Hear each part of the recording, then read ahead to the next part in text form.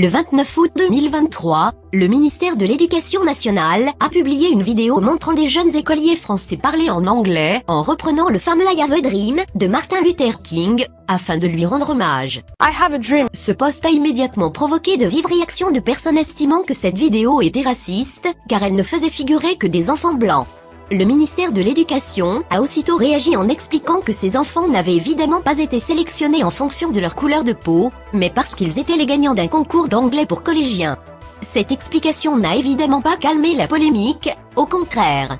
Les accusations ont continué, et je ne parle pas d'accusations venant de petits comptes obscurs, mais de personnes avec une grosse audience, comme par exemple la députée France Insoumise Danielle Obono. Face à la quantité et à la virulence de ces réactions, le ministère de l'Éducation nationale a décidé de supprimer la vidéo, et a publié un dernier post pour expliquer la raison de cette suppression, a priori nécessaire pour protéger les enfants face à la violence des commentaires.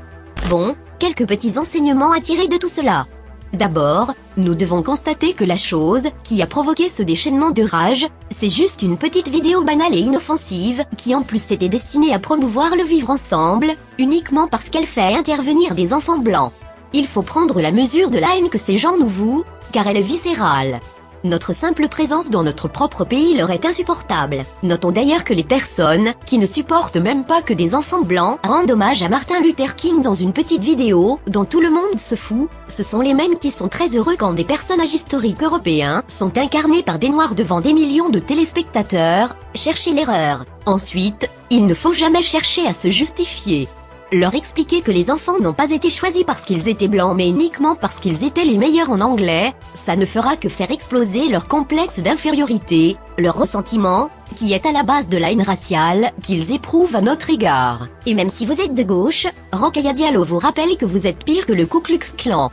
Peu importe ce que vous direz, vous serez raciste, la réalité sera raciste, ils utiliseront chaque prétexte pour s'en prendre à vous, car pour eux, le mot raciste veut simplement dire sale blanc. Enfin, il faut quand même noter la conclusion de cette tempête de caca, à savoir la reculade du ministère de l'Éducation nationale suite à un déferlement anti-blanc.